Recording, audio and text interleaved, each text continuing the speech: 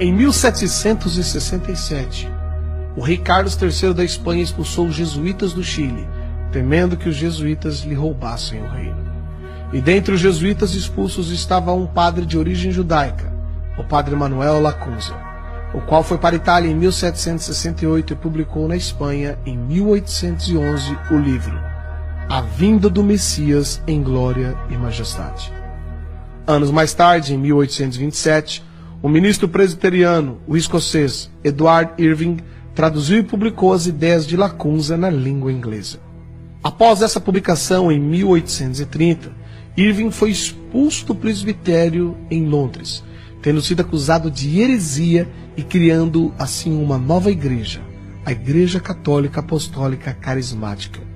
Irving tinha como membro de sua igreja Margaret MacDonald, uma jovem neófita de apenas 15 anos de idade, a qual, depois de tanto ouvir os discursos de Lacunza e de Irving, teve diversos sonhos, nos quais se diziam que Jesus voltaria em 2 vezes, depois haveria o milênio, e não haveria tribulação para o povo de Deus, como os cristãos atuais diziam.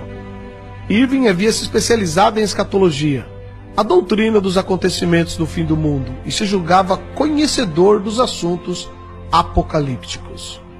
Irving então juntou tudo isso e divulgou esses ensinos no jornal O Relógio Matutino.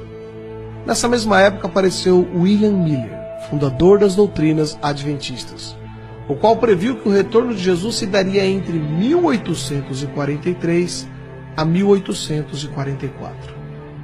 Quando percebeu que Cristo não veio, Miller tratou rapidamente de mudar as suas ideias e as suas datas, e inúmeros seguidores o abandonaram. Porém, um grupo permaneceu e fundaram assim a Igreja Adventista do Sétimo Dia.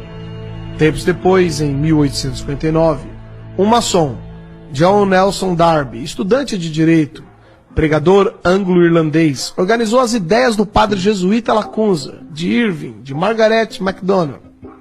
Darby ensinou que a igreja seria arrebatada antes da grande tribulação, que para ele duraria 7 anos. E Darby também reinterpretou a Bíblia, criando as doutrinas dispensacionalistas. Os ensinos de Darby foram amplamente disseminados ao redor do mundo quando um pseudo-advogado maçom norte-americano chamado Cyril Scofield publicou a Bíblia de Estudo Scofield. Segundo relatos da época, Scofield foi um advogado maçom, acusado de corrupção e que se entregou à bebida e, como consequência, separou-se de sua esposa e de seus filhos, abandonando-os. Tempos depois, se tornou membro da Igreja Congregacional e trabalhou com Moody. Scofield divulgou amplamente o sistema teológico, desde Lacunza até Darby, o qual afirmava que o retorno de Jesus Cristo ocorreria antes da grande tribulação, e, portanto, os cristãos não deveriam preocupar-se tanto assim.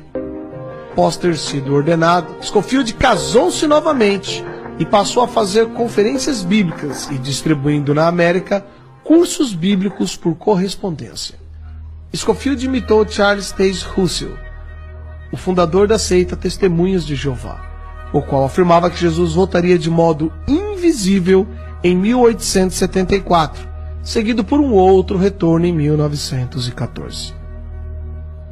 Em 1909, Scofield publicou a primeira edição da Bíblia que leva o seu nome.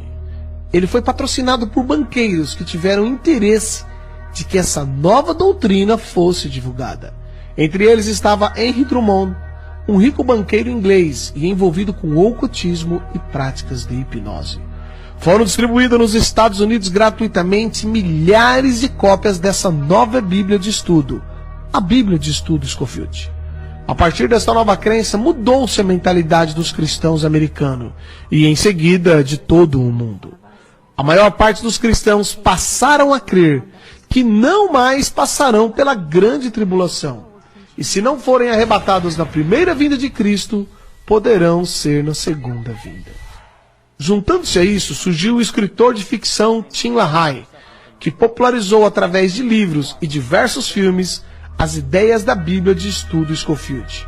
E Tim LaHaye lançou também a sua própria Bíblia, a Bíblia de Estudos Tim LaHaye.